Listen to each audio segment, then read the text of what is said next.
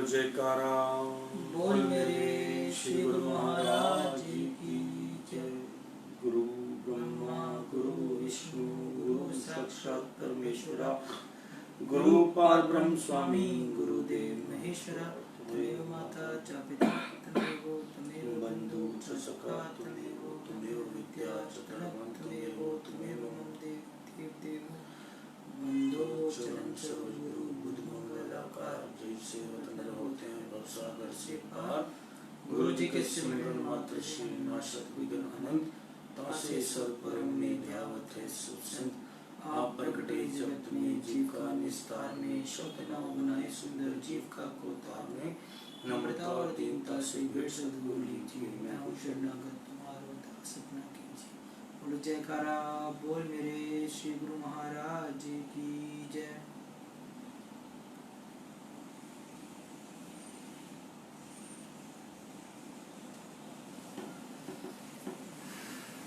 आज 20 अगस्त 2020 वार वीरवार हम अमृतवाणी सेवा ट्रस्ट एवं श्री हरिहर सत्संग मंडल की तरफ से अपना दैनिक सत्संग आपके सामने प्रस्तुत करते हैं। बोलो जयकारा। आज हमें सत्संग शुरू करते हुए जो हमारा पूरे 4 महीने हो गए। 21 मार्च को शुरू किया, 21 अप्रैल को शुरू किया था। तो आज हमारा जो है 4 महीने हमारे सत्संग को पूरे हुए और इसके अंदर हमने भी बहुत ज्ञान की बातें सुनी और अपने अंदर जो है उनको बिठाया। और मुझे भी लगता है इस हिसाब से हमारी संख्या है और आप लोग सुनते हैं कि आपने भी कुछ ना कुछ जरूर अपने मन में ये सारी बातें जरूर बिठाई होंगी और इसका लाभ पक्का मिला होगा। क्योंकि सत्संग ऐसी वस्तु है, अगर वो मन में बैठ गई तो उसका लाभ होना निश्चित है, पक्का है। तो आज के अमृत वचन जो हैं, संभल जाओ मन रूपी शत्रु को मित्र समझकर, उसमें एक रूप ना हो जाओ। यदि सच्चे मित्र सतगुरु की सम्मति प्रिय नहीं लगती तो धोखा खाओगे। प्रीत हृदय से निकालोगे तो मालिक का निवास होगा। जब मालिक निवास कर लेंगे तो संसारिक वस्तुएं तुम्हारे पीछे फिरेंगी। भक्ति मार्ग की सुनी सुनाई व्याख्या तो बहुत कुछ करते हैं, परंतु हाथ पकड़कर तो केवल सतगुरु ही चलाते हैं। अब देखिए कि भक्ति मार्ग की सुनी सुनाई व्याख्या मतलब कि जो है वो तो सभी करते हैं, परंतु हाथ पकड़कर तो केवल सतगुरु ही चलाते हैं। सब धार्मिक पुस्तकों पर अमल तो सतगुरु ही कराते हैं, अन्य तो केवल पढ़ाते हैं। ये कितनी बड़ी बात है। और देखो मालिक जो भी प्रभु जो होते हैं वो सच बोलते हैं, बिल्कुल जो कड़वा सच होता है। ये बात सच्ची बात है कि हम भी जो है इन किताबों को सत्संग की पढ़ रहे हैं, लेकिन अमल जो है वो आपको जब आप उसका अभ्यास करोगे तो मालिक खुद अपना उसको जो है आपको अमल कराएंगे। पग उपदेश कुशल बहु तेरे, दूसरों का उपदेश करना तो बहुत आसान है, किंतु यदि उस पर स्वयं को आचरण नहीं किया तो उसका कुछ प्रभाव ना होगा। जैसे हम भी इसमें हम भी आ जाते हैं कि अगर हम आपको ये वचन पढ़कर सुनाते हैं और अगर हमने इस पर अमल नहीं किया तो हमारे पास भी जो है पढ़ने की भी ताकत खत्म हो जाती है। कई बार हमें फीलिंग होती है जब हमारे से जो है अमृत वचन इतने उच्च दर्जे के होते हैं कि हमें भी लगता है, आज हमें फीलिंग होती है, हम अपने मन को भी जो है कोशिश करते हैं ये भटके नहीं। और वो कैसे हो रहा है, ये पढ़कर सत्संग पढ़कर। सत्संग हम पहले भी पढ़ते थे, जब 4 महीने पहले भी अपने घर पर पढ़ते थे, रियाज करते थे, तो तब भी हमारा तभी से ये मन जो है इस तरफ जो है लगना शुरू हुआ। जब आप जिस क्लास में बैठोगे उधर धीरे धीरे मन लगना शुरू हो जाता है। तो ये कई सालों के बाद जो है, जो मतलब कि रियाज के बाद, कई सालों के सत्संग पढ़ने के बाद जो है हमें कुछ समझ आने लगता है। आप किसी भी बुक को एक बार पढ़ोगे उसका मतलब थोड़ा समझोगे, दोबारा पढ़ोगे उसका मतलब और अच्छा समझोगे, तीसरी बार पढ़ोगे उसका मतलब और अच्छा निकलेगा।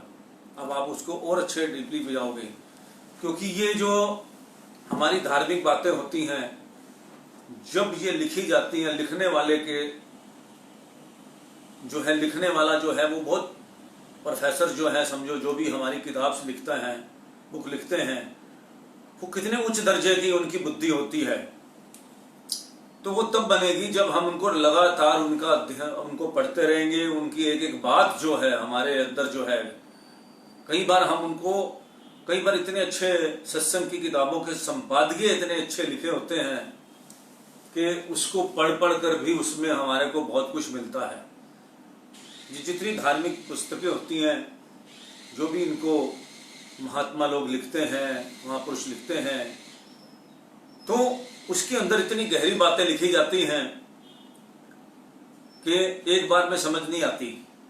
उसको 3 बार 4 बार हम जब पढ़ते हैं और सत्संग के अंदर बैठते हैं और हम सत्संग रेगुलर पढ़ते हैं, सुनते हैं, महापुरुषों के सुनते हैं, तो हमारे पास ये, हमारी अकल में ये बातें बैठने लग जाती हैं।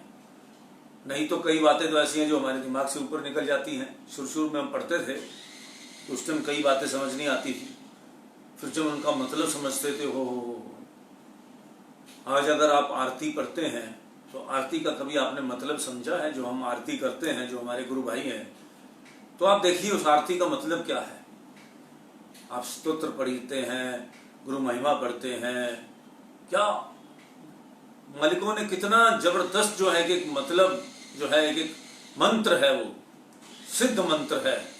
इसीलिए हम आरती पूजा जो है 5 नियम जो हमारे बनाए गए हैं, ये हमारे को अगर हम इनको करते रहें तो समझो कि हमारा जीवन का सारे कांटे जो है, रास्ते में जो जितने भी कांटे हैं वो निकलते ही जाएंगे।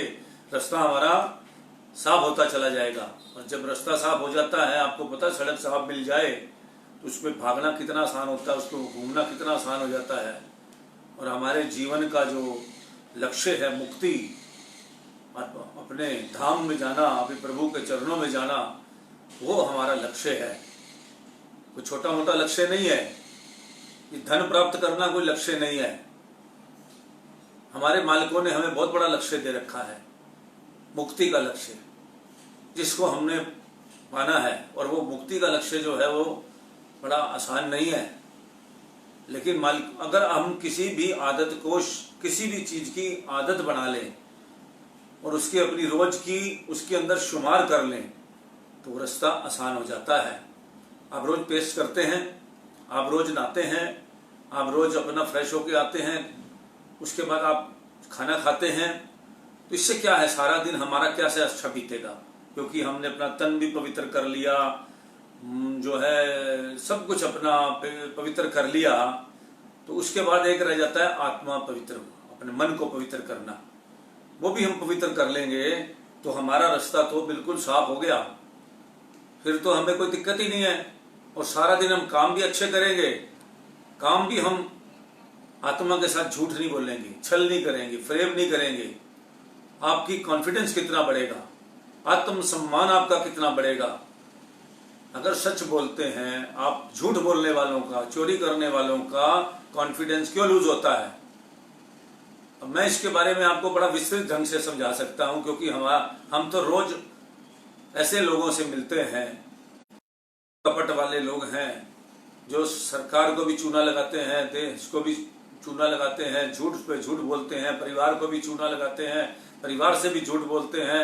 सब ऐसे लोगों से हमारे पास केस आते हैं कंसल्टेंसी के, जो हमारा वर्क है उसके अंदर हम सब कुछ ये चीजें देखते हैं कि लोग कितनी मैल है लोगों के दिमाग पे, कितना दिमाग पर भी उनका सद्बुद्धि नहीं है और मन पे भी उनका मैल ही मैल है।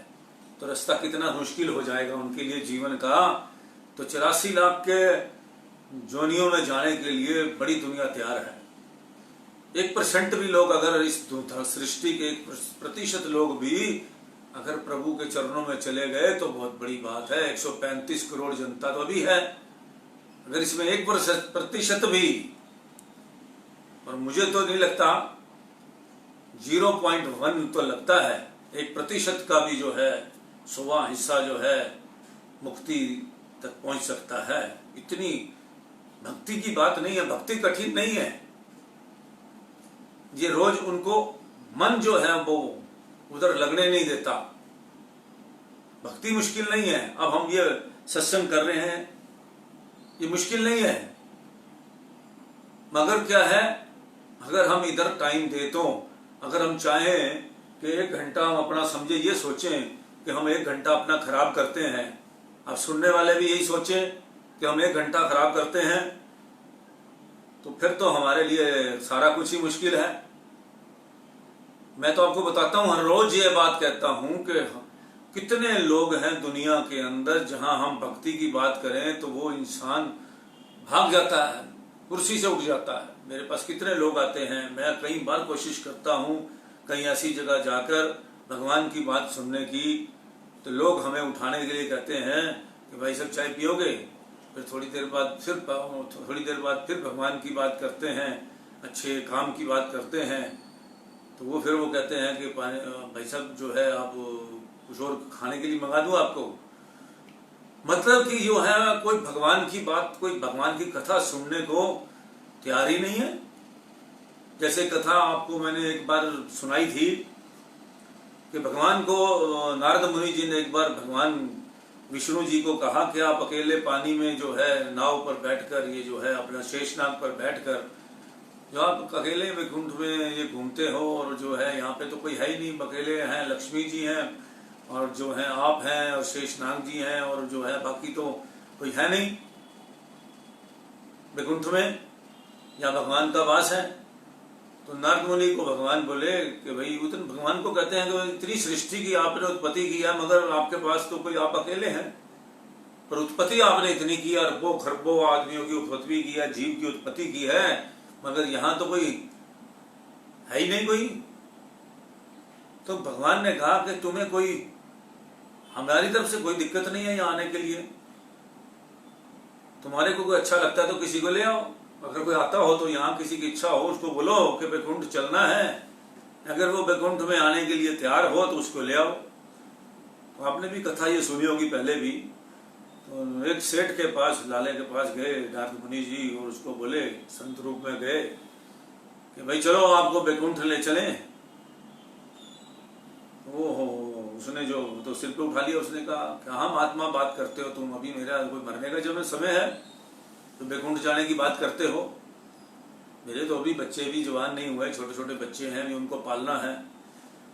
तो इस तरह ये बड़ी लंबी कथा है, करते करते करते करते उनके पोते हो गए, शादियां हो गई, और वो नारद मुनि जी को टरकाते रहे, अब चलेंगे अब चलेंगे अब चलेंगे, करते करते कुत्ता बन गए, मर गए, उनके बाद उनके वो पोते हो गए, दोते हो गए, मर गए, कुत्ता बन गए, गेट के ऊपर हो गए। कुत्ते से पूछा नारद मुनि जी ने, अब तो वैकुंठ चलो, बोले कि जाते जाते मैं अपने पोतों को देखता हूँ, मैं इतना बड़ा खुश रहता हूँ। तभी वो नाली का कीड़ा बन गया वो सेठ जो था, 84 लाख इतने काम करके, उसके बाद भी वो जोनियों में पड़ गया। तो नारद मुनि जी ने उसको नाली में से, तीले से बाहर निकाल कर जब पूछा कि नारद अब तो चलो, उसने कहा यार क्यों तंग करते हो, मैं इसी विष्टा में रहकर राजी हूँ, इस गंदगी में रहकर राजी, तुम मुझे क्यों परेशान करते हो। तो इंसान का सिस्टम, तो भगवान के पास वो हाथ जोड़ के चले गए, उसने कहा प्रभु आप धन्य हैं, कोई भी नहीं आना चाहता अपने सिस्टम को छोड़कर। तो इसलिए जो है भगवान किसी चीज का, कोई स्वर्ग में जाना ही नहीं चाहता, कोई मालिक के पास पहुंचना ही नहीं चाहता, लेकिन हमारे गुरुमुखों का भगवान ने, जो हमारे, हम मालिक के साथ रहने वाले हैं परमानेंट, हर जन्म का हमारा साथ है, ये हमारे मालिक कहते हैं हमें कि आपका हमारा जन्म जन्म का नाता है। हम जो अपने गुरु घर के लोग हैं, जो अपने जो सुन रहे हैं, हमारे गुरु घर के लोग जो हैं, जिनका हमारे अपने प्रभु के साथ जन्म जन्म का नाता है, और प्रभु अपनी टीम तो सब अपने साथ ही रखते हैं, वो किसी युग में जाएं सतयुग में जाए, त्रेता में, पर में जाए, तो वो तो अपनी टीम पर जो उनकी जड़ी परफेक्ट टीम होती है, जिनका उनको तो बिल्कुल परफेक्ट टीम चाहिए, आलसी टीम नहीं चाहिए, वो अपने साथ रखते हैं। अभी भी रखते हैं, कलयुग में भी रखते हैं, सतयुग में भी रखते हैं। तो सारे हम उन टीम के लोग हैं जो हम आए हुए हैं और हमें फिर प्रभु के साथ ही जाना है। तो इसीलिए उसकी तैयारी हमारे को मालिक साथ साथ कराते रहते हैं, किसी ना किसी रूप में, किसी ना किसी तरीके से, कि भाई तुम्हें साथ चलना है, तुम हमारी टीम के लोग हो, तुम्हें ही हम परमानेंट रहना है। तो इसलिए हमें ये सारे साधन हमें मालिक हमें देते हैं, हमें नाम मिलता है, अच्छे घर में हम जो है, अच्छे गुरुमुखों के घर में हम जन्म लेते हैं, गुरुमुखों के घर में हम पलते हैं, गुरुमुखों के घर में ही वो बच्चे आते हैं जिन्होंने आगे सिस्टम संभालना है। तो इसी तरह करके हमारी ये चेन चलती है गुरुमुखों की। तो जिस तरह से हम जो है, हम अपने मालिक के साथ किसी ना किसी तरीके से हम उनके साथ जो है सेवा, सिमरन, सत्संग के द्वारा उनके जो हमारे साथ जो उन्होंने सिस्टम बांध रखा है, हमारा हाथ पकड़ रखा है, वो हमें छोड़ते नहीं है, बीच में पकड़ के रखते हैं। लेकिन कई ऐसे लोग भी हैं जो छूट जाते हैं। भगवान तो अपने साथ रखते हैं, लेकिन वो जबरदस्ती हाथ छुड़ा लेते हैं, क्योंकि उनको संसार का सिस्टम पसंद आ जाता है। यहाँ का उनको सिस्टम इतना ज्यादा पसंद आ जाता है कि वो उस मोह में फंसकर, ये काम, क्रोध, लोभ, अहंकार के अंदर फंसकर वो अपना सिस्टम मालिक से छुड़वा के और माया के हाथ में अपना हाथ दे देते हैं। बस फिर माया उनके साथ वही गेम खेलती है, जो फिर उनको उठा के, माया का काम क्या है, यमदूतों का काम क्या होता है, उठा के अपना वो डालना। फिर वो 84 के चक्कर में, 84 लाख योनियों के चक्कर में पड़ जाते हैं। भगवान फिर भी जून में जाने के बाद भी, 84 लाख में जाने के बाद भी अपने भक्त का बड़ा ध्यान रखते हैं, क्योंकि उनकी कमाई तो हुई होती है, लेकिन वो फंस गए हैं। जबरदस्ती जो मालिक से हाथ छुड़ाता है, मालिक भी क्या करे, जब आपसे कोई आपका हाथ छुड़ा के कोई मरना चाहेगा, उसको क्या करोगे आप? मालिक तो बहुत जबरदस्त पकड़ के रखते हैं, लेकिन कई माया का प्रभाव इतना ज्यादा उन पर हो जाता है कि वो छुड़ा लेते हैं। तो इसलिए जो है, हमें अपने प्रभु का हाथ पकड़कर, जो हमारा हाथ पकड़ा हुआ है, हमने उनका हाथ छुड़वाना नहीं है अपना, उन्होंने पकड़ रखा है हमारा हाथ, और हमारे को ये सारे नियम बताकर हमें इस पे चलाते हैं कि हमने उनके साथ, उनके चरणों में हर टाइम, हर जन्म, हर टाइम हमने उनके साथ रहना है। और जब वो रहते हैं, किसी भी लोक में रहते हैं या किसी भी युग में रहते हैं, उस युग में हम जितने हम अपने काम करते रहते हैं और हमारे से वो सेवा लेते रहते हैं। तो इसलिए हमें उनकी टीम के आदमी हैं, इसलिए हमें घबराना भी नहीं चाहिए बिल्कुल। तो बात हो रही थी कि पर उपदेश करना तो बड़ा आसान है, किंतु यदि उस पर स्वयं को आचरण नहीं किया तो उसका कुछ प्रभाव ना होगा। हे सद्गुरु, कृपा करके वह कान दो जिससे आपकी महिमा सुन सकूं, वह कान दो जिससे आपकी महिमा सुन सकूं, और वह नेत्र दो जिससे सदैव मनोहर दर्शन कर सकूं। सद्गुरु के वचन से पूरा लाभ श्रद्धालु या प्रेमी कर सकते हैं, ना कि संसारी अश्रद्धालु या चतुर कर सकते हैं। चालाक लोग जो हैं वो तो अपनी बुद्धि बड़ा घुमाते हैं, वो जो है उसका उनको ज्ञान नहीं होने वाला किसी चीज का। जो प्रेमी हैं, जो मालिक से प्रेम करते हैं, आंखें खुलेंगी, उन्हीं को ही सब कुछ मिलेगा। देवी देवताओं की पूजा से संसारी पदार्थ प्राप्त होते हैं, तो भी लोग उनकी कितनी पूजा करते हैं। देवी देवताओं की जब पूजा करते हैं, हर डिपार्टमेंट किसी न किसी देवी देवता के पास है। जैसे यहाँ पे हमारी मिनिस्ट्री चलती है, और हमारे यहाँ भी जो है देश में भी मिनिस्टर बनाए जाते हैं, किसी के पास फूड डिपार्टमेंट है, किसी का वित्त। तो इसी तरह जो है मालिक ने भी अपने अपने देवी देवताओं के डिपार्टमेंट बांट रखे हैं। उनके सर्वोच्च तो खुद हैं, लेकिन आगे डिपार्टमेंट बांट रखे हैं। तो डिपार्टमेंट वालों की जब हम पूजा पाठ करते हैं, उन देवी देवताओं का जब पाठ करते हैं, तो वे लोग भी उनकी कितनी पूजा करते हैं। परंतु सदगुरु जो नित्य देवी देवताओं से संसारी पदार्थ प्राप्त करने के लिए लोग कितना कुछ करते हैं, कर्म कांड कितने करते हैं, कितनी मनते मानते हैं, पैर नंगे घूमते हैं कि जी मैं ये यात्रा करूंगा, मैं वहां जाऊंगा, मैं उधर जाऊंगा। उनको अपना धन प्राप्त करने के लिए कितना कुछ करते हैं। लेकिन जो मालिक होते हैं, सतगुरु होते हैं, जो नित्य स्थायी भक्ति और सच्चा सुख प्रदान करते हैं, उनके पुजारी बहुत कम होते हैं। यह कुदरती बात है। लालों के ग्राहक बहुत कम हैं और कोड़ियों के अधिक होते हैं। लाल कहते हैं सोने को, सोने की जो मोहर होती है उसको लाल कहते हैं। उसके ग्राहक जो हैं बहुत कम होते हैं।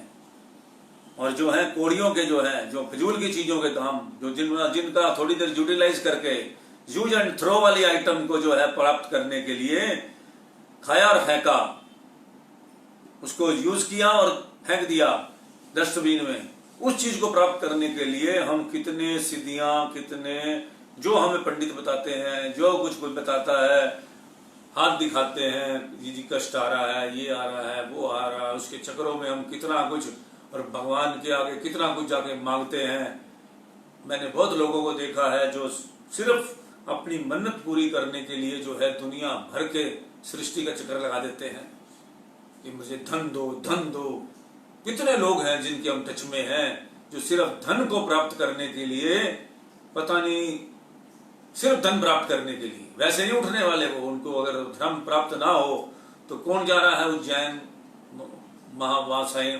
साईं बाबा के कौन जाएगा, फलानी जगह कौन जाएगा, बड़े बड़े मंदिरों में, बड़े बड़े फकीरों के पास, बड़े बड़े, जब उनको पता लगता है वहां पुत्र बट रहा है, कि कहीं पता लगता है यहाँ धन बट रहा है, जहाँ भक्ति बटती है, जहाँ महापुरुष जो है वो भक्ति बांटते हैं, सच्ची भक्ति। और भक्ति के साथ तो भगवान कहते हैं कि भक्ति के साथ तो लक्ष्मी अपने आप ही जुड़ी हुई है। उधर कोई ध्यान नहीं करता, उधर घूमते हैं, उन चक्रों में घूमते हैं। वो क्या है, वो किस काम आएंगे? अगर आप अच्छे मकान में रह रहे हो, शरीर अच्छा नहीं है, आपकी तबीयत ठीक नहीं रहती, और धन आपके पास 500 गज की कोठी में रह रहे हो और दुनिया भर के बड़े बड़े गद्दों पे सोते हो, सब कुछ होता है, और शरीर ठीक नहीं है। और शरीर क्यों नहीं ठीक है? कर्म ऐसे हैं, पहले ऐसे कर्म कर रखे हैं। वो कैसे ठीक होंगे? वो भक्ति करने से ठीक होंगे, और वो आप कर नहीं रहे तो 500 गज की कोठी आपकी क्या करेगी? 3-3 हजार रुपए की रोज की दवाई खा जाओगे। कितना कुछ मतलब कि आप एफर्ट्स करते हो, कितनी भस्में नुक्ते बनाते हो, देसी दारू, इंग्लिश सब कुछ कर लेते हो, सब दवाइयां इंग्लिश भी करते हो, देसी भी करते हो, होम्योपैथी भी करते हो। शरीर ठीक नहीं है, कहां से भोगोगे? पेट आपका खराब है, खा सकते नहीं कुछ, आप कहां से होगे? शरीर में दर्द रहती है, अच्छे बिस्तर आपको क्या करेंगे? फायदा क्या है उसका? और वो क्यों प्रॉब्लम है सारी? मन में खुशी क्यों नहीं है? क्योंकि भक्ति की खुशी, भक्ति से खुशी मिलनी है। जिस काम से खुशी मिलनी है वो हमारे अंदर ही कोई नहीं, उसकी तरफ हम चल ही नहीं रहे। और मांगने भी क्या जाते हैं सारी जगह पर, जहां जहां जिस दर पर मथा टेकते हैं वहां से कुछ मांग आते हैं। कहीं धागा बंद आते हैं पेड़ पे, कहीं पे कुछ कराते हैं। ऐसा मन का विश्वास होता है, पता नहीं मिलता है नहीं मिलता, ये तो सब दुनिया को पता। लेकिन हमें तो पता है कि हम अपने प्रभु से जो भी कुछ कहें वो हमें सब मिलता है, वो हमें सब कुछ, क्योंकि मालिक जो है अपने बच्चे को कभी नाराज नहीं होने देगा। दर दर ना भटको, एक दर क्यों पकड़ लो, पकड़ रखा है उस पर निश्चय करके उस दर को छोड़ो मत। अपने मालिक के दरबार को नहीं छोड़ोगे। बार बार हमारे इसके अंदर, ग्रंथ के अंदर लिखे हुए हैं ये बातें कि अपने मालिक पे विश्वास रखो। जब कम होने लगे तब उस मालिक के आप याद करो कि हमारे पर कितने मालिक के एहसान हैं। श्रद्धा क्यों कम हो रही है? हमारे अपने कर्म की वजह से। हम उसको रोज अपना जो पौधा, अगर हम देखते हैं अपने गमले में पानी नहीं देते तो पौधा मुरझा जाता है। मुरझाने का मतलब होता है कि उदास हो जाता है वो। क्यों? कि उसको जल नहीं मिला। और हमारा जो पौधा मुरझाता क्यों है? क्योंकि हमें जो शारीरिक सुख तो मिल रहे हैं लेकिन चेहरे पे ताजगी नहीं है। और वो क्यों नहीं है? वो हमारा स्वरूप नहीं बन रहा जो चेहरे पे हमारे नूर आना चाहिए। वो रूहानी सिस्टम जो चेहरा हमारा जो बनना चाहिए, मत्था दीवार में मार के लाल करके जो वो नहीं होने वाला, कुछ लाल चेहरा नहीं होने वाला ना, या जो फेशियल करा करा के रगड़ रगड़ के उससे नहीं होने वाला। नकली मेकअप से तो हो सकता है, लेकिन जो असली चेहरा लाल होना है, असली जो अंदर खुशी होनी है, वो तन की बीमारी और मन की बीमारी, वो जो दोनों का सिस्टम ठीक होएगा तो हम लाल हो जाएंगे। तो इसलिए जो है मालिक हमें बार बार कहते हैं, समझाते हैं, कर्म अच्छे करो। इसी तरह जो है ये कुदरती बात है कि लालों के ग्राहक बहुत कम हैं और कोड़ियों के अधिक होते हैं। उदर पूर्ति के लिए कई कई वर्ष बाहर लगा आते हैं।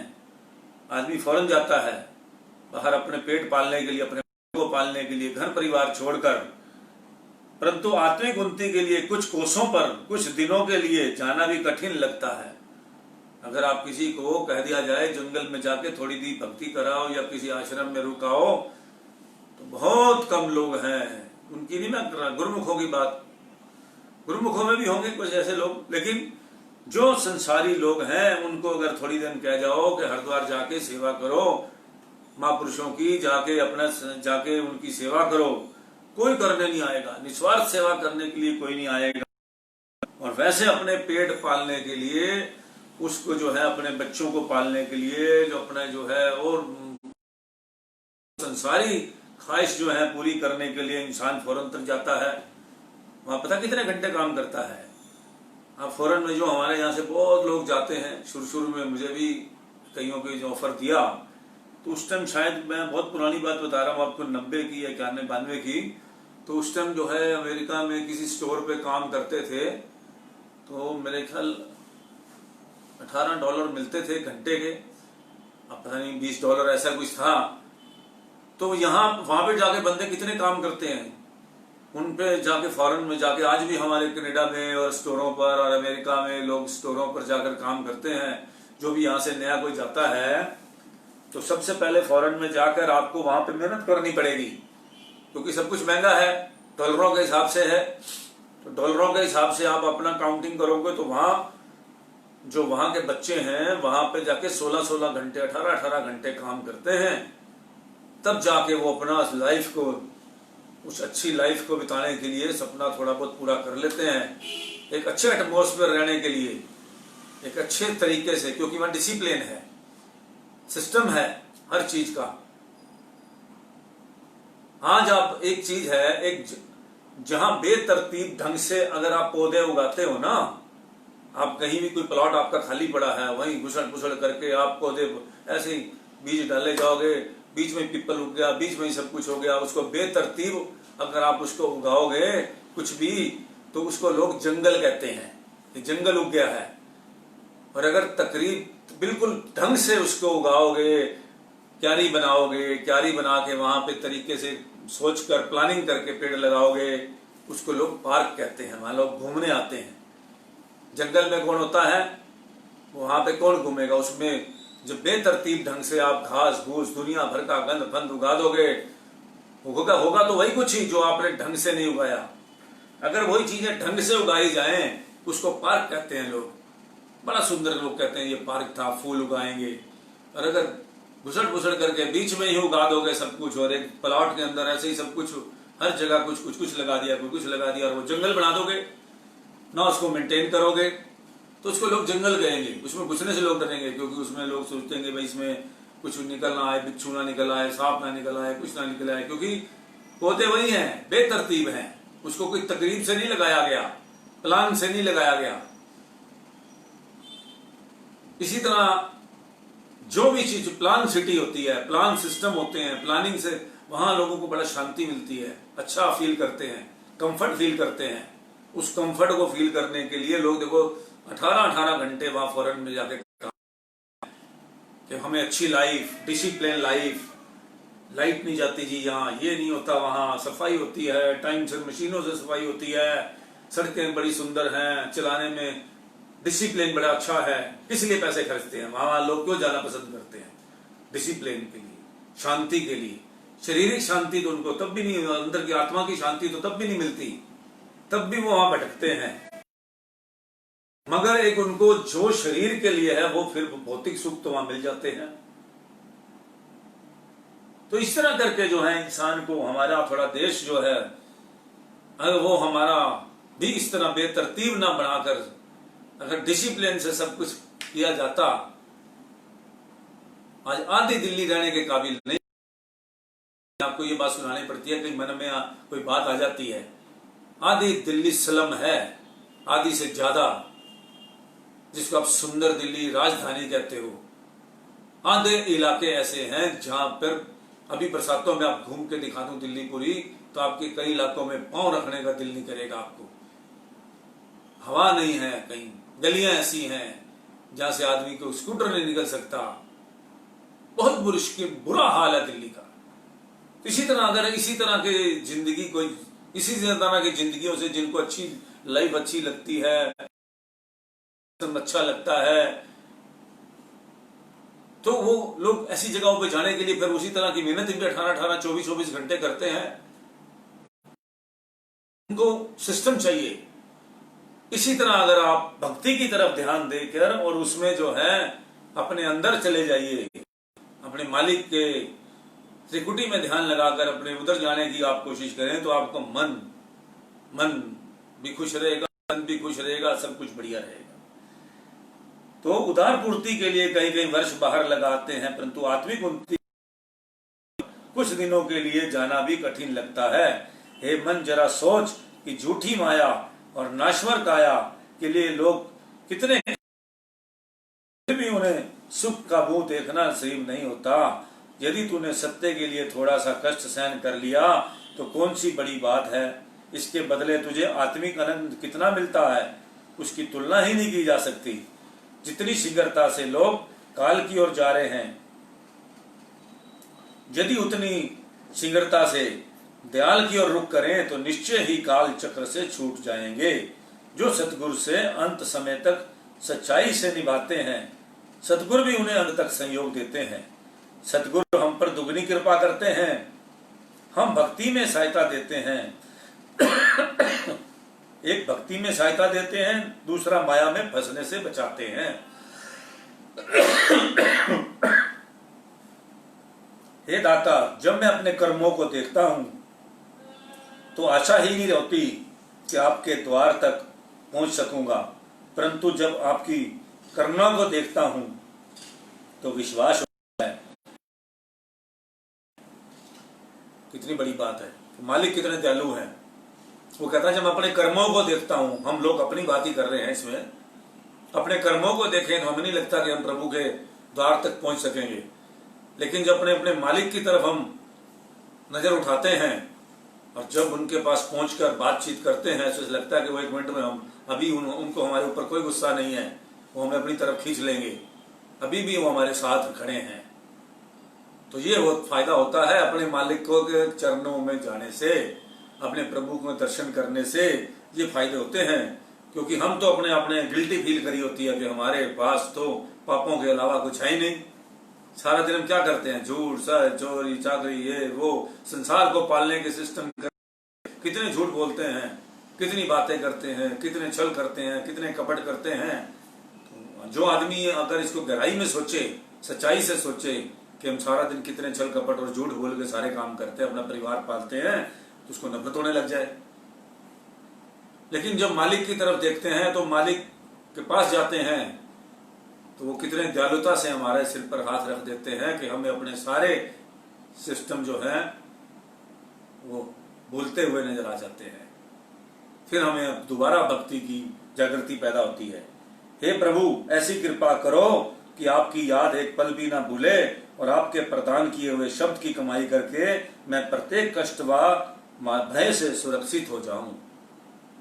तो हम मालिक से यही दुआ करते हैं कि हे मालिक, अपने नाम की दी हुई शक्ति को हम आपकी जो है जपें, 24 घंटे आपकी तरफ अपना ध्यान लगाए रखें।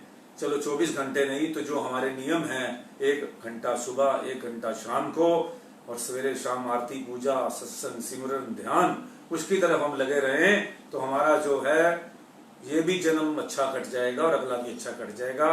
भगवान हमारे बुरे कर्मों को भी किसी तरीके जो है सूली का कांटा बनाकर हमें माफ करेगा। बोलो जयकारा, बोल मेरे श्री गुरु महाराज। अमनंद सिंह आपको बहुत सुंदर जो है बुद्धि कितने प्रकार की होती है ये आपको समझाएगा कि बुद्धि 4 प्रकार की होती है। बड़ा ध्यान से सुनना इस बात को। सत्संग 4 प्रकार की बुद्धि। महापुरुषों के वचन तो सब पर एक बराबर उतरते हैं परंतु सब लोग उनसे एक बराबर लाभ क्यों नहीं उठाते, यह एक प्रश्न है। इसका उत्तर यह है कि लोग कई प्रकार की बुद्धि वाले होते हैं। एक बुद्धि होती है जल की लकीर, जो खींचती तो दिखाई देती है परंतु साथ साथ मिटती भी जाती है। ऐसी बुद्धि वाले जीव एक कान से सुनते और दूसरे कान से निकालते। दूसरी बुद्धि है रास्ते की लकीर, जो थोड़ी देर रहकर मिट जाती है। ऐसी बुद्धि वाले जीव सत्संग के वचनों को कुछ देर तो याद रखते हैं, लेकिन ज्यों ही मन के अंदर कोई दूसरे संकल्प आ गए तब वचन भूल गए। तीसरी बुद्धि है पत्थर की लकीर, जो दिन ब दिन घटती तो है पर बढ़ने नहीं पाती। ऐसी बुद्धि वाले जीव वचनों को सुनकर अपने अंदर दृढ़ तो कर लेते हैं, परंतु समय बीतने पर धीरे धीरे वे वचन भी भूल जाते हैं। चौथी बुद्धि है जल में तेल की बुद्धि की भांति, जल में तेल की बूंद की भांति। जल में एक बूंद तेल की डाल दो, वह फैल जाती है तथा अनेक प्रकार के रंग उसमें से निकलते हैं। ऐसी बुद्धि वाले जीव जब एक वचन को सुन लेते हैं तो उस वचन से अपने विचार द्वारा अनेक लाभ उठाते हैं। उनका हृदय जल के समान होता है। जब वचन रूपी बूंद उसमें जा गिरती है तो अनेक प्रकार के रंग दिखाई देते हैं। ऐसे जीव महापुरुषों के वचनों से केवल आप ही लाभ नहीं उठाते, बल्कि उनके द्वारा दूसरे अनेकों को लाभ पहुंचता है। परंतु ऐसी बुद्धि वाले जीव संसार में बहुत कम होते हैं। इस जगत में पहली तीन प्रकार की बुद्धियों वाले जीव तो बहुत दिखाई देते हैं, लेकिन इस चौथी बुद्धि को कोई विरले जन ही पाते हैं, चाहे संसार हो या परमार्थ। ऐसी बुद्धि वाले की पूरी कीमत होती है। कथा है, एक सेठ था, उसके दो नौकर थे, एक घरेलू काम का, दूसरा कारोबार में सलाहकार का। जो कारोबार में सलाहकार मुलाजिम था वह सेठ के पर बैठकर सलाह मशवरा देता रहता था, तथा जो घरेलू मुलाजिम था वह हाथ पांव से तथा दूसरे मेहनत के छोटे मोटे कई काम करता था। घरेलू मुलाजिम की तनख्वाह 50 रुपए मासिक थी और सेठ के साथ बैठने वाले की तनख्वाह 500 रुपए मासिक थी। एक दिन घरेलू मुलाजिम के दिन में संकल्प उठा कि मैं सारा दिन तो मुझे 50 रुपए मिलते हैं और ये सारा दिन बैठा रहता है तो इसको सेठ है। इस संकल्प को एक दिन उसने सेठ के आगे रखा कि यह मेरे साथ अन्याय है। सुनकर सेठ चुप हो गया। दूसरे दिन उस शहर के पास से कुछ व्यापारी गुजरे जो ऊंटों पर कपास लादकर मंडी में बेचने जा रहे थे। सेठ ने घरेलू मुलाजिम से कहा कि उन व्यापारियों से जाकर पूछो कि उन्होंने ऊंटों पर क्या लादा हुआ है। वह गया और पूछकर वापस आ गया, सेठ जी ऊंटों पर कपास लदी जा रही है। फिर दूसरे मुलाजिम को भेजा। उसने जाकर व्यापारियों से कहा, ऊंटों पर क्या लदा है? वे बोले कपास है। उसने पूछा कहाँ ले जा रहे हो? वे बोले मंडी में जाकर बेचेंगे। उसने सोचा कपास तो कुछ दिनों तक महंगी होने वाली है। यह सोचकर व्यापारियों से बोला, अगर मंडी के भाव ये कपास हम आपके पास यहीं खरीद लें तो क्या आप दे देंगे? वे बोले अब हमको कोई एतराज नहीं है। भाव की सारी कपास को खरीद लिया और सेठ के गोदाम में भरवा दिया। वक्त आया, कपास महंगी हो गई और उस सेठ को दोगुना चौगुना लाभ हो गया। तब उसने घरेलू मुलाजिम से कहा, भैया अब बताओ तुम्हारी बुद्धि और उसकी बुद्धि की कीमत एक है, जो तुम उसके साथ ईर्ष्या करते हो। हमारे पास तो अकल और समझ की कीमत है। जैसे जिसकी बुद्धि होती है उसके साथ वैसा बर्ताव रखना पड़ता है। यह नीति है। आगे के लिए ऐसा संकल्प मत उठाया करो। वह हमारा अपना नहीं और तुम बेगाने नहीं, परंतु व्यवहार तो सबकी बुद्धि अनुसार हुआ करता है। ऐसे ही परमार्थ में भी है। यहाँ भी सब एक बुद्धि वाले जीव नहीं होते। सब भिन्न भिन्न विचारधारा तथा भिन्न भिन्न बुद्धि रखने वाले हुआ करते हैं। जैसे जिसकी बुद्धि होती है, महापुरुषों की तरफ से भी उनके साथ वैसा ही बर्ताव होता है। यह तो हुई नीति की बात, लेकिन यथार्थ यह है कि परमार्थ की राह में गुरु की कृपा के बिना सब बुद्धियां थोती हैं। गुरु की कृपा सब में चाहिए, तब परमार्थ सिद्ध होगा। सेवक को चाहिए कि वह गुरु की कृपा का पात्र बने। पात्र कैसे बना जा सकता है, इस आशय पर इस पुस्तक में बहुत कुछ लिखा जा चुका है। पाठकगण पढ़ सुनकर समझ सकते हैं। सिद्धांत यह है कि जो सेवक मालिक की मौज को समझकर मन की सच्चाई और खैर ख्वाही से गुरु की सेवा करता है, वह कभी घाटे में नहीं रहता। उसकी भक्ति बनती है तथा उसकी आत्मा का कल्याण होता है। यही सार वस्तु है जिसको समझने की जरूरत है। बोलो जयकारा बोल मेरे श्री गुरु महाराज जी की जय।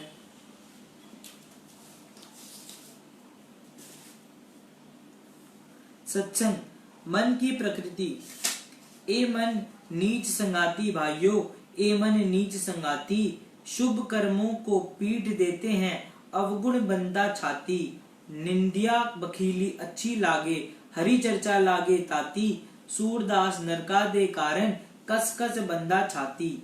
अर्थात संसार के जितने भी काम हैं उन कार्यों को मनुष्य का मन सहर्ष कर लेता है, परंतु प्रभु का भजन करना इसके लिए अति कठिन है। जैसी पानी को नीचे ले जाने में तो किसी प्रकार की कठिनाई आड़े नहीं आती, यदि उसे ऊपर की ओर ले जाना हो तो कितना अधिक परिश्रम करना पड़ता है। ठीक यही अवस्था हमारे मन की भी है। सांसारिक कार्य जैसे राग रंग, किसी से मिलना जुलना, लेन देन, निंदा स्तुति करना आदि मन को रुचिकर प्रतीत होते हैं, परंतु भजन करने के समय तो मन आनाकानी करने लगता है तथा मालिक के भजन से ही जी चुराने के लिए 100 बहाने बनाता है, जैसे कि इस दृष्टांत में दर्शाया गया है।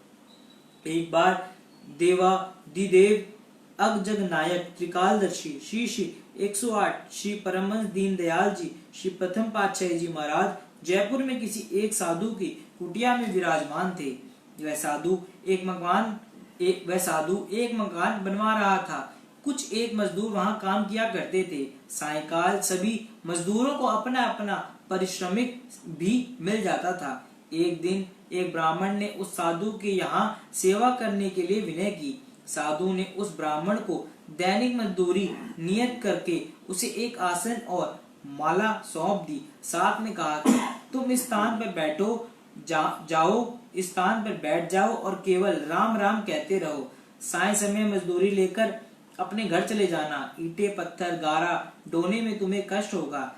वह ब्राह्मण माला लेकर भजन में बैठ तो गया, परंतु थोड़ी ही देर में वह उकता गया। मन न लगने के कारण इधर उधर देखने लगा।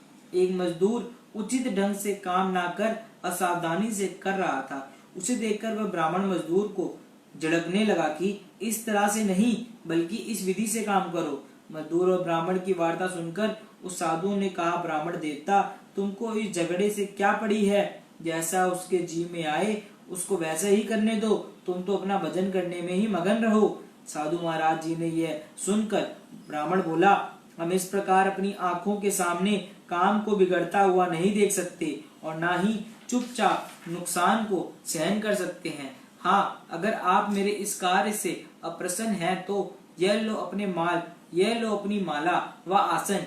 हम से तो ये भजन करने का झंझट नहीं होता, इसके बदले में मजदूरी करके धनोपार्जन कर लेंगे। इतना कहकर वह ब्राह्मण माला फेंक कर वहां से चला गया। यह देखकर उस साधु ने श्री परमहंस महाराज जी के श्री चरणों में विनय की। देखिए महाराज, मजदूरी करने से भी भजन करना लोगों को कितना मुश्किल लगता है।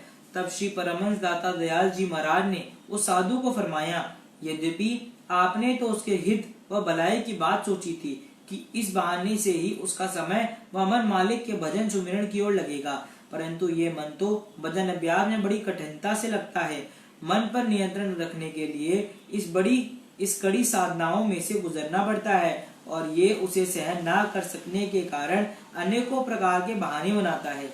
तात्पर्य यह है कि संत सत्पुरुष अपने सहज स्वभाव के अनुसार आदि काल से ही जीव मात्र के हित चिंतक रहे हैं। उनकी प्रयत्न भी यही होता है कि यह जीव जो कि कई जन्मों से मन तथा काम क्रोध लोभ मोह अहंकार आदि शत्रुओं के वश हो कर दिन रात अशांत व दुखी बना हुआ है, उसे इनसे छूटने के लिए संत महापुरुष मन की साधना बताया करते हैं और नियम पूर्वक अभ्यास करवाया करते हैं।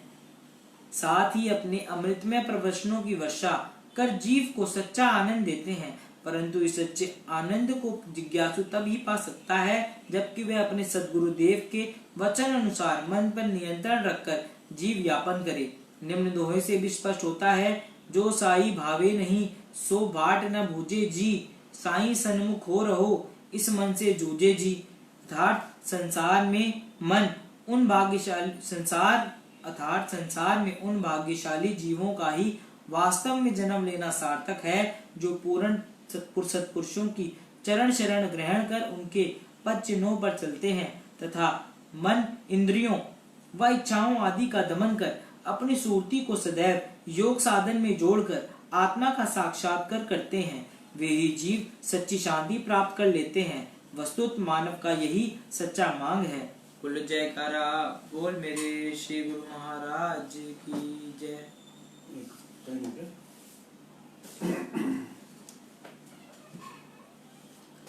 सत्संग, विश्वास और ख्वाहिश। संसार की जितनी भी रचना है, जो कुछ भी काम चल रहा है, चाहे वह व्यवहारिक हो या परमार्थिक, उसमें दो ही चीजें काम करती हैं, एक विश्वास, दूसरी ख्वाहिश। मनुष्य के अंदर माया का ये शरीर का ये नफसानियत का विश्वास कि मैं शरीर हूँ, ये मेरा धन, ये मेरी जायदाद, ये मेरा कुटुंब परिवार, ये मेरे बाल बच्चे, बस इन्हीं बातों का विश्वास है।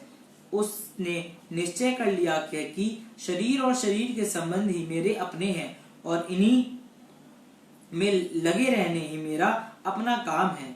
बस इस तरफ को विश्वास पैदा होकर हर समय उसकी पूर्ति की ख्वाहिश लगी रहती है। लेकिन अगर गौर कर कर देखा जाए तो यह विश्वास और ख्वाहिश दोनों की बुनियाद ही सिर से गलत है। इसलिए जब जीव सत्पुरुषों सद्गुरुओं की शरण में आता है तो वे उस सच्ची बात जतला देते हैं कि ए जीव, ना तुम शरीर हो ना इंद्रिय हो, बल्कि तुम तो रूह हो, तुम सच्चित आनंद आत्मा हो, सब शक्तियों के भंडार हो, तुम सब ये सब माया तुम्हारी अपनी ही छाया है। छाया की भला सत्ता क्या है और उसका महत्व भी क्या है। तेरे विश्वास और ख्वाहिश की बुनियाद ही सिरे से गलत है। तू असल में कुछ और है और अपने आप को कुछ और ही मान बैठा है। जिसको सद्गुरु उपदेश द्वारा इस असलियत के भेद की समझ आ जाती है, वह फिर अपने आप को शरीर मानकर धोखा नहीं देता।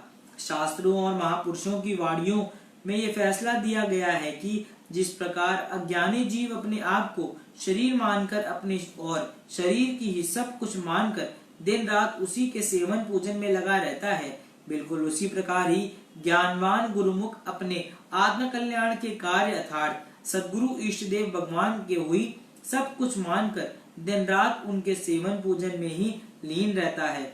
इससे फिर क्या होता है कि उसकी सुरती शरीर से हटकर धीरे धीरे अपने इष्ट देव के चरणों में लग जाती है तथा वे अपने इष्ट देव को साक्षात सच्चित आनंद स्वरूप मानकर उनके वचनों पर अमल करके शब्द की कमाई करके धीरे धीरे वही रूप बन जाता है।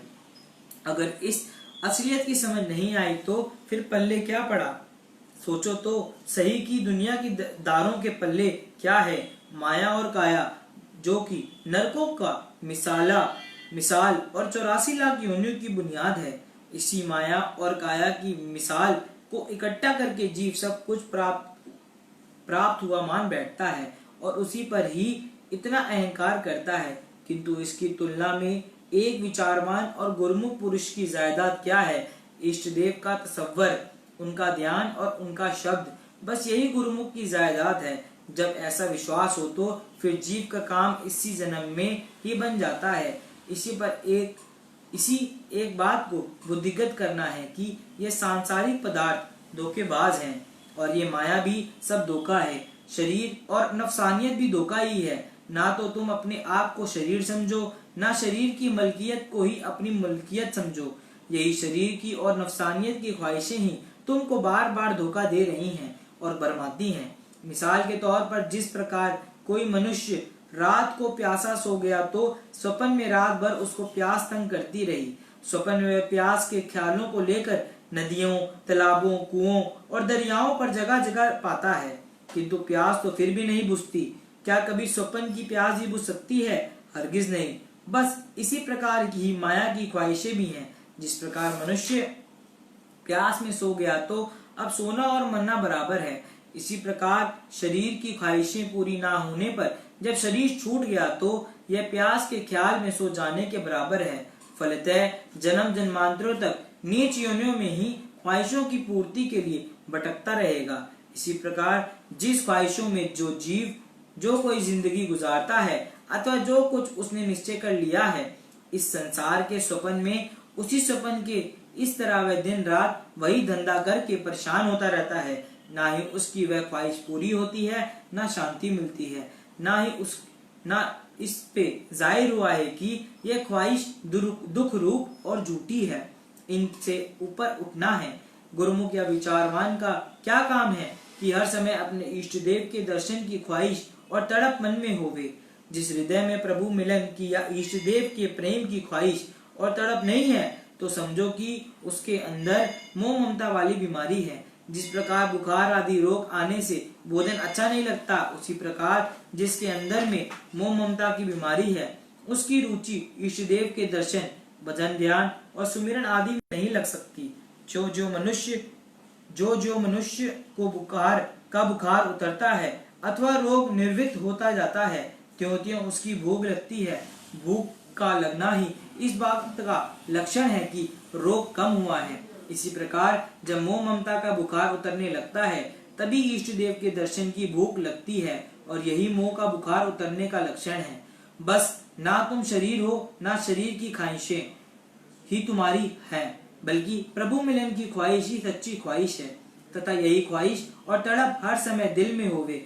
यदि सोते समय वह ख्वाहिश हृदय में रख कर सो जावे, तो स्वप्न में भी उसको प्रभु दर्शन होते हैं। इसलिए यह स्मरण रखो कि हमेशा सोते समय ध्यान और भजन में सुरती लगाकर सो, ताकि पूरी रात आनंद में व्यतीत हो। बस यही अभिमान, यही इच्छा, यही विश्वास हृदय में दृढ़ होवे कि मैं सेवक हूँ और सद्गुरु मेरे स्वामी है। जिसे यह दृढ़ विश्वास हो गया, वह जीवन मुक्त हो गया। मरकर तो वह मुक्त होगा ही, किंतु वह तो इसी जन्म में ही मोक्ष पद पा गया। उसका सब काम बन चुका। मानो वह अपने इष्ट देव से मिलकर एक रूप हो चुका और सब कमाई सफल हो गई। यह कोई मामूली बात नहीं। धनी धर्मदास जी, जो परम संत श्री कबीर साहिब जी के परम शिष्य और गुरुमुख सेवक वो गुजरे हैं, वे अपनी वाणी में फरमाते हैं कि कोटि जन्म के पुण्य ते सदगुरु मिले कबीर। जिसको इस असलियत की समझ आ गई, उसने सब कुछ पा लिया। यही मनुष्य जीवन का उद्देश्य है। इसी को पाने के लिए ही मनुष्य संसार में आया है, और इसी ध्येय को पूरा करने में दिल लगाना है।